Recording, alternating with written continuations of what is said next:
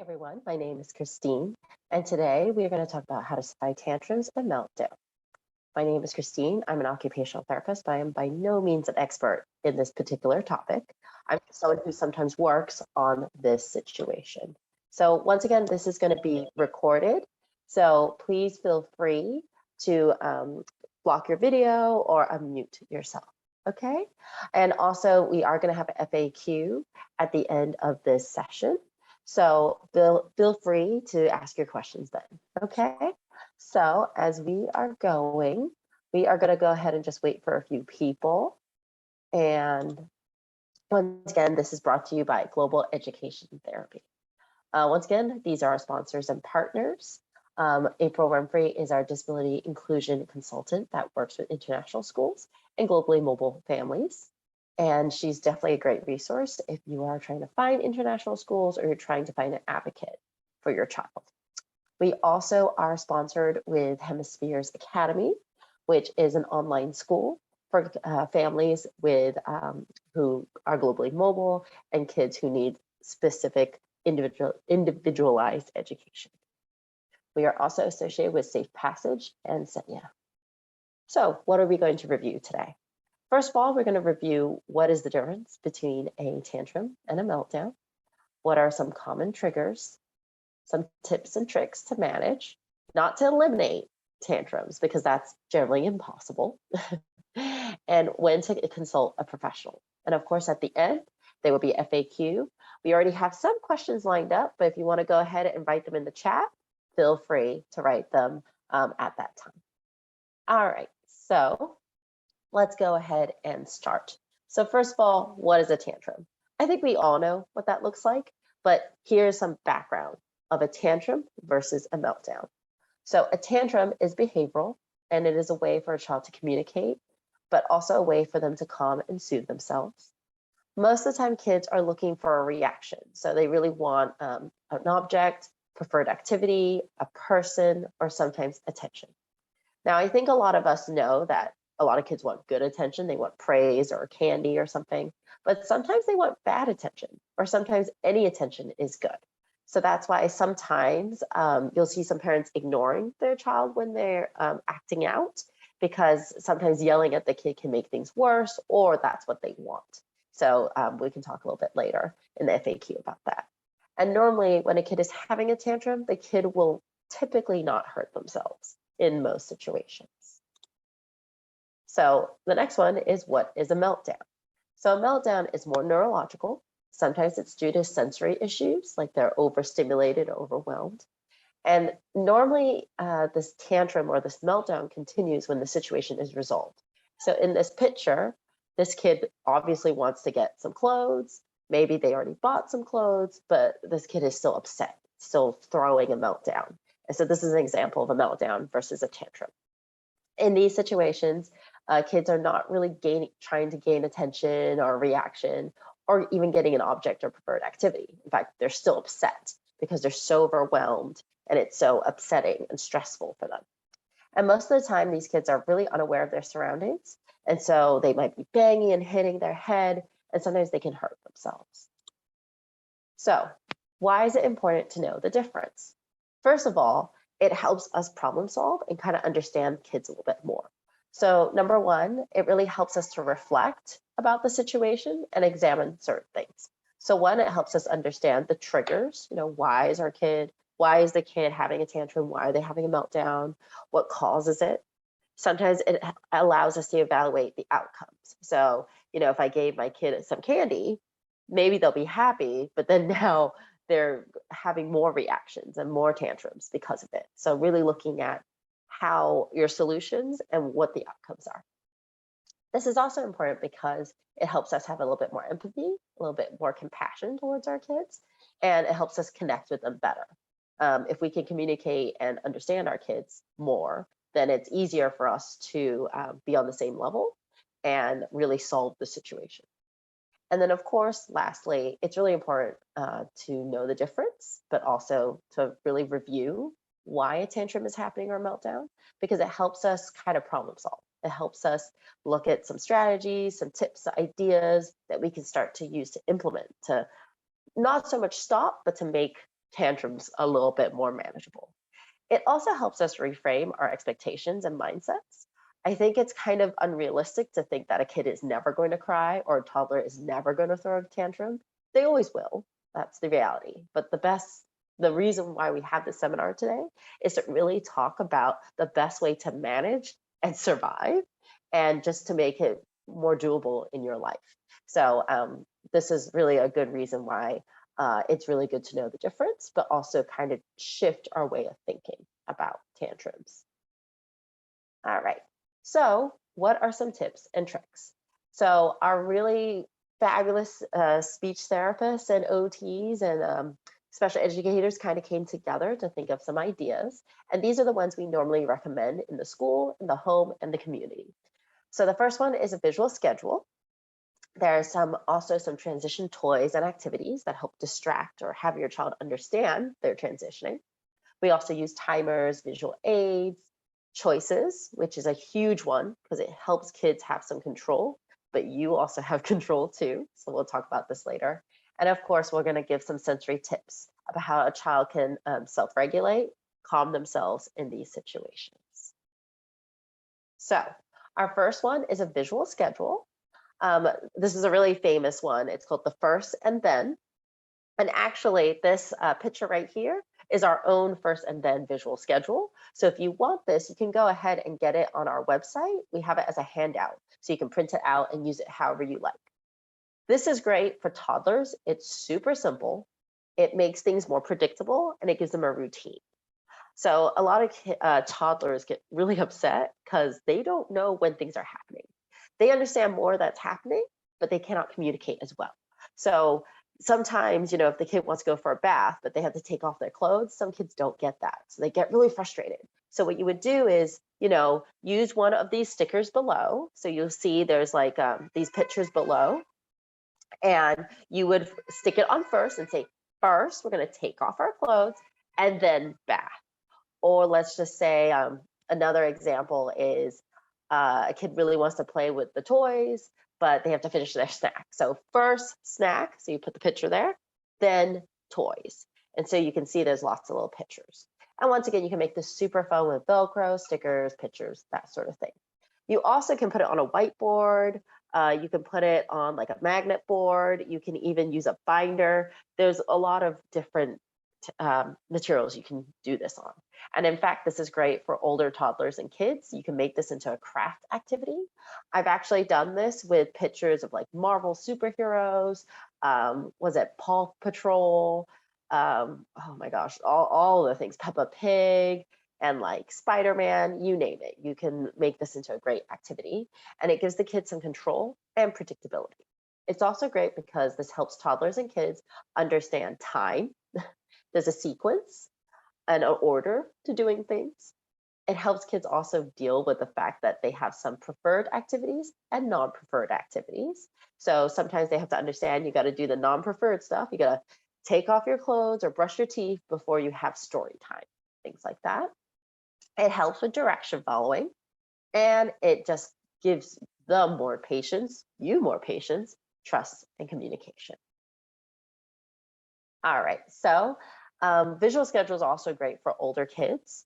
So definitely if your kid is very visual, a tactile learner, if they really need that routine and structure in their day. This is also good for kids who have some attention difficulties, some kids on the spectrum, or kids who really have difficulties, some sensory difficulties as well. You can also use visual schedules for pre-teens or teens. And this is great because, pre-teens and teens have lots of classes, lots of homework, lots of assignments. So this helps with organization, independence, control, as well as time management. Of course, this helps with problem solving.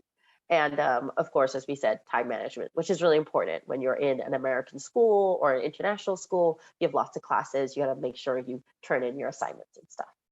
And of course, when you're older, you can go ahead and make your own schedule. So besides an agenda, sometimes we make like a clear checklist that's laminated.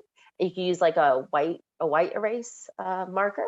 So you can check off like, oh, I have math first, I have English, oh, I have science, it helps kids be accountable. They can also use apps on their phone or their iPad. So there's actually a first and then visual schedule app. I use Google Tasks. I really like getting things done. So I do that on my phone or it's linked to my Gmail. And then there's also Visual Schedule Planner, which is another great app. Now, as you can see, we're not showing those apps. So if you really want them, go ahead and email me. My email will come at the end of this session, and I can go ahead and send you these resources if you're interested. All right. So in addition to schedules, we also use timers and visual aids. So timers, once again, are great for establishing expectations and boundaries. And so they're really good for preferred activities. If your kid needs a screen time break, which let's admit it, us parents always need to use it sometimes, or if they're doing something really fun, like a preferred activity or something like a little break, it's good to have a timer because I know some kids have a hard time changing from one activity to another.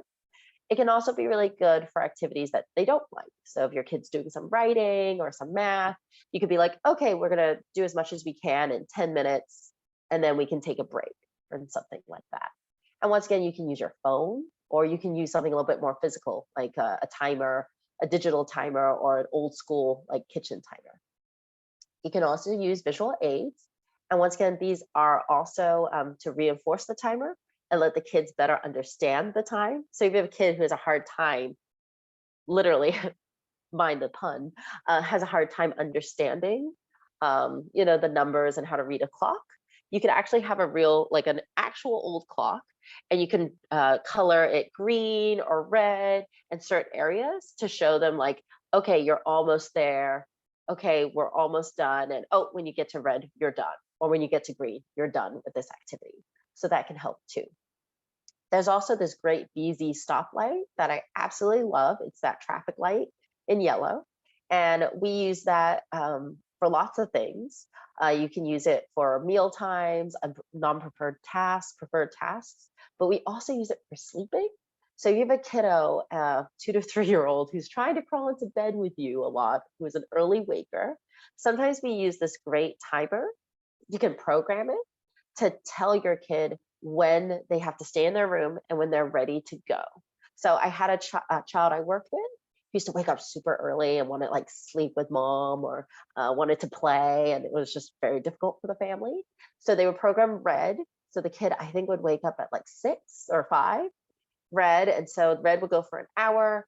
Yellow would be like, you got 30 more minutes. So you can get out and play with toys and stay in your room. And then when it was green, that meant the kid could leave and like come say hi to mom and dad. And of course, this takes some help. And not every kid is going to get it right away, but it's one of the great timers that I've used before. All right. So something else we can use with smaller kids and toddlers is a transition toy or activity. So as you can see in this picture, this kid is using a toy truck to go ahead and probably go out in the community. Maybe he's going to a store, maybe he's leaving the playground. And this is really good to establish control, routine, predictability, which is really important for kids. It's also really good for kids who have problems transitioning from favorite places, favorite activities, or getting them into activities they don't like, or like the doctor's office or things like that. So it's like this, it's kind of like a blankie. It's something safe, it's something they can use to understand what's going on, but it's like a security blanket. And the way to use this is to use this toy consistently in about 1 to 5 minutes before leaving an activity or a place, or when you start, when you have to go to the non-preferred place. So if they're doing something really fun, you bring out the activity, you bring out the toy to let them know, hey, in a few minutes we might go. Sometimes like I sing a song, I sing the cleanup song, and that helps them understand what's going on. So you can use a stuffed toy, a music box is great, a blankie. For older kids, like my kid, I use bubbles. So my son, for example, loves the bath. And so leaving the bath is quite difficult. And so what we do is I sing the cleanup song. He has to help me put away the toys. I have to help him sometimes, most times. And then I do 3 bubbles, and after that, he's good, he's happy, he's like, okay, it's time to go. It lets him process that it's time to go. You could always use music. Sometimes you can use beautiful YouTube or Spotify, like a favorite song, or you can sing a song. So that works too. All right. So the next one is choices. This is actually my favorite one because you only need your voice and your brain, no materials required. And it helps give control to children who are not able to communicate or be as independent. So a lot of kids with some speaking difficulties, attention difficulties, maybe some sensory difficulties or cognition difficulties really benefit from this. And once again, it's just good for language communication and reducing those like behaviors we don't want. So one of the things that parents tend to do is we tend to give really open-ended questions. We ask kids like, oh, do you want to eat this broccoli today? Oh, do you want to eat this today? Do you want to try this today? And the problem with that, with a toddler, they're 90% going to say no. And they might not even mean no. They're just saying no because that gives them a lot of power. So a don't is like, what should we eat today? Or, oh, should we like try this like pencil today? Like when you say it like that, most of the time kids are going to say no. Whereas when you give choices, make sure they are your choices. So it's kind of giving the illusion of choice, which is terrible, but trust me, it makes your life easier. So for example, if you're eating, you could say, hey, should we eat sandwich or soup? And so that kind of gives that kid that control and that preference they normally don't get. And then, of course, you're going to always have a kid that's like, neither, or no, I don't want any of them. So what I do is I try again. I say, I'm going to give you one more chance. And then mommy's going to choose, or Miss Christine's going to choose. So I would say, do you want sandwich or soup? And if they say no again, I'll be like, okay, we're going to do soup. They might get upset, just carry on. And then I ask them, okay, do you want to use the purple spoon or the blue spoon? So you can keep going in which you're giving them choices and you can make them easier and easier. So once again, meal times, this is great for daily activities. So color cup, plate, and spoon, and then you can choose the type of food, but make sure you have the choices that you want. Definitely don't be like, do you want the carrot or ice cream? Like they're going to pick the ice cream. So make sure your choices make sense. And once again, this is great for picky eaters. So this is a nice strategy as well. Also, kids who don't like to dress or undress, let them pick the color, the fabric, ask them the types of clothes, or if you want, let them plan for the next day. So if they're school kids and it's hard for them to get organized and get in time for school, you can have them plan the next day for the clothes. And that can be kind of fun for some children. That could be like, ooh, I get to choose, I get to organize, I get control. And then, of course, this is great for playtime. So when you're leaving the playground or leaving like a really fun task and you have to go away, or it's about time for you to leave, so you have to go to the supermarket, you could say, okay, pick one last toy. Do you want the ball or do you want the tunnel? Okay, and then they pick and then say, okay, we're going to do it 5 times, or 5 times or 3 times. And then that normally helps a lot. All right, so for sensory tips, that is the next one that we highly recommend all kids of all ages try the best they can. This is really great for helping kids calm down, but also just coping skills and tips.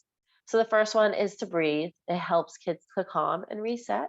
And our favorite one to teach kids of all ages is the blowing candles one. So what we do is we say, okay, just imagine you're going to blow your candles. So you have to take a big, deep breath and blow as hard as you can. And that one's really good because that really helps kids breathe and breathe strongly and deeply. We also have stretching. So stretching is great for mindfulness and refocusing. But what's great about stretching is like you can do it anywhere. So you can do it in the classroom. You can do it while you're sitting, while you're in line. It's easy. The next one is a hug.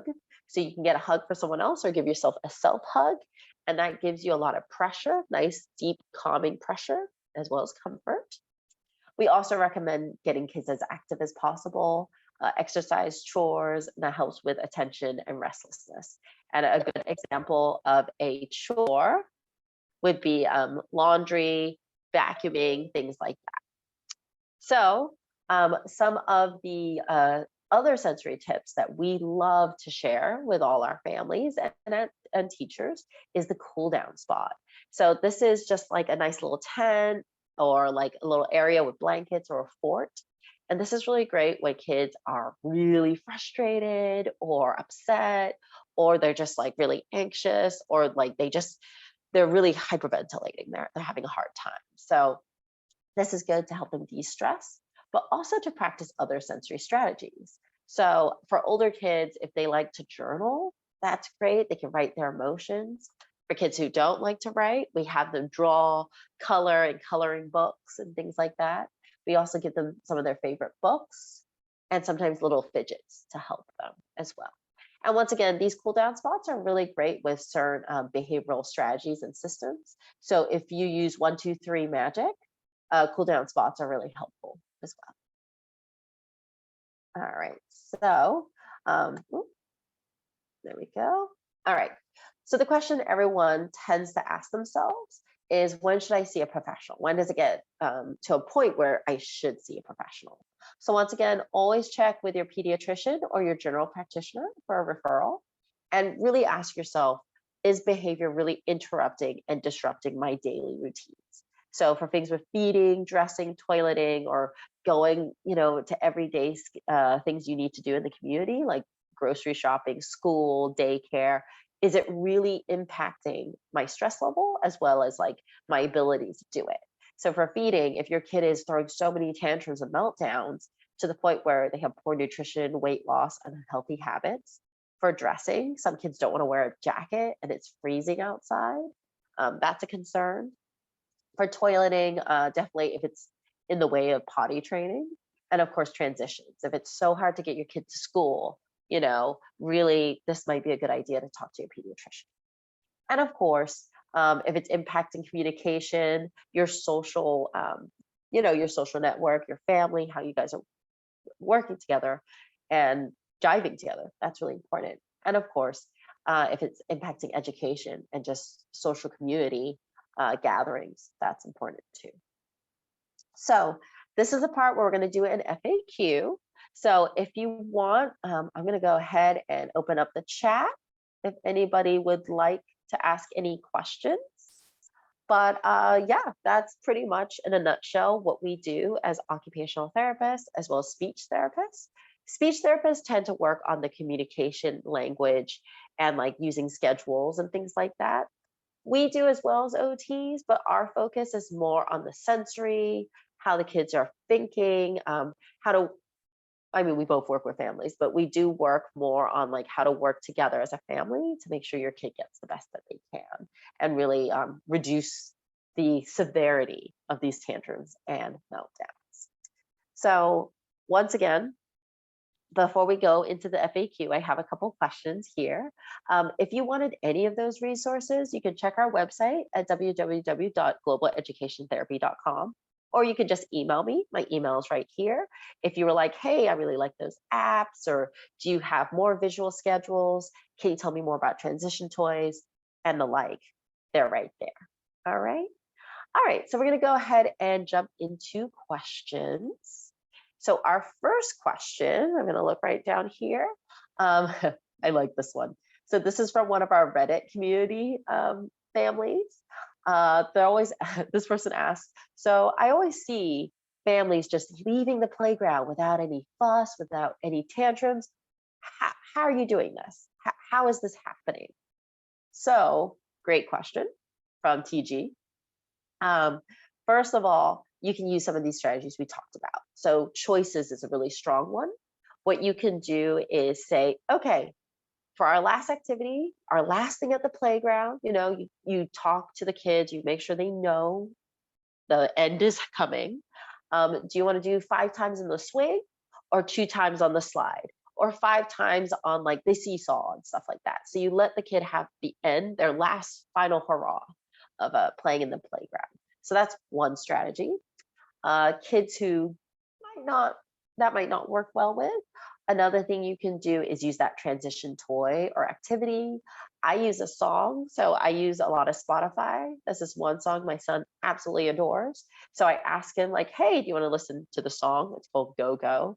And then he goes, "Oh, yeah, I want that." And then I we listen to it. We sing along, we dance a bit, and then we slowly transition to the stroller, pram, pushchair, whatever you guys say, wherever you guys are.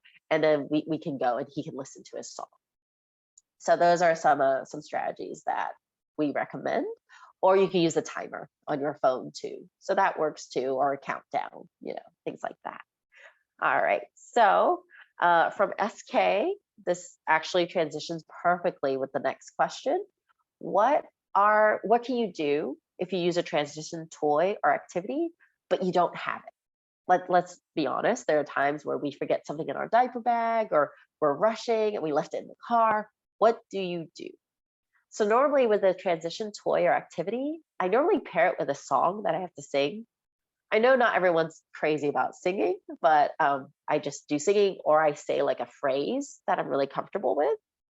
So some people count. They're like, okay, we're going to go in 1, 2, 3, 4, 5. And sometimes you can use your fingers and you can have the kid like help out too. Some kids like that. And then you do a high five at the end. I do a song. I do like clean up, and I have my son help me put things away in my bag, or he can put the leaves away. Like he could just do something really inanely ridiculous, and he tends to like that because it's sort of a fun transition versus just being like, okay, we're gonna go. Normally, when with a toddler, if you're just like, oh no, we're in a rush, we gotta go, that normally makes them pretty upset. Now, of course, there are times where no one's perfect. Nobody plans how to transition out of a playground or doctor's office or home. So now and then, of course, you're going to have those moments. But if you can, think ahead and be like, okay, we're going to go, let's sing a song, or let's hop. You can use the choices again. Hey, do you want to jump out of here or you want to hop out of here? Or do you want to spin out of here? Like that's what I used to use with a lot of my kids, and they tend to really like that. All right, so the last one from ST is a very good question, and one that I don't know if I can answer 100%, but I will try my best. ST asks, as mom, I want to be a little bit more gentle as a parent, but dad wants to be a little bit more firm and strict. So what do I do? How do we make sure our strategies, how do we work together because we don't agree? So this is hard because I think every parent disagrees with their partner. I think that's just part of the parenting process, and it's about finding middle ground. I will say I've yet to do it perfectly. However, from my experience in working with families, I think, really sitting down and looking at the big picture is really important. So at the end of the day, it's really important to be like, okay, what are our priorities? Our priorities to make sure our child is loved, our child can follow directions, our child can be in the community, right? And like take care of him or herself. I think, for me, those are my priorities, but everyone's different. And then the thing to remember too is even if you really, really disagree with your partner, the difficult thing is that if you guys are not on the same page, or if you guys don't have the same like main priorities, kids sense that. Like kids can kind of tell when there's inconsistencies, they can tell when there's like discord among the parents, and sometimes they'll use that to their advantage, or sometimes that really makes things harder for you. So I know some parents are like, I really, really believe in this sort of parenting, but my partner really, really believes in this. And the problem is if only one person is doing it and the other person isn't, it's pretty ineffective.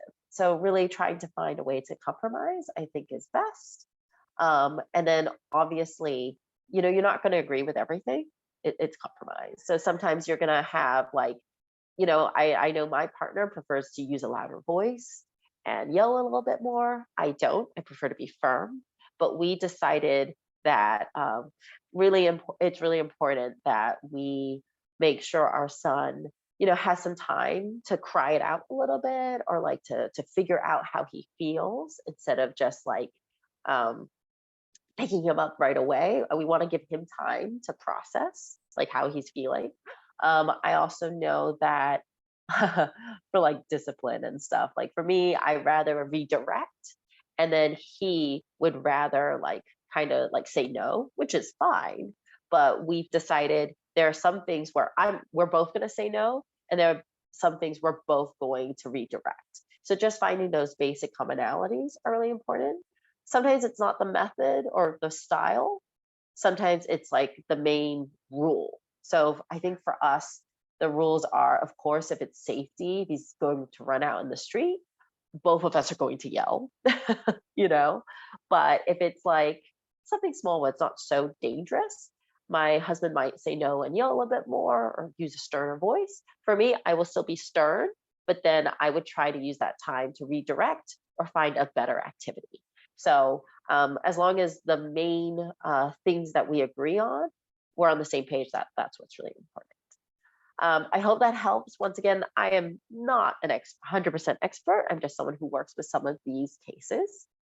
For the last thing I just answered, it's always good to talk to a parent coach or just talk to an outsider, maybe your doctor or a therapist, to really gauge how you guys can work together too. So totally forgot that.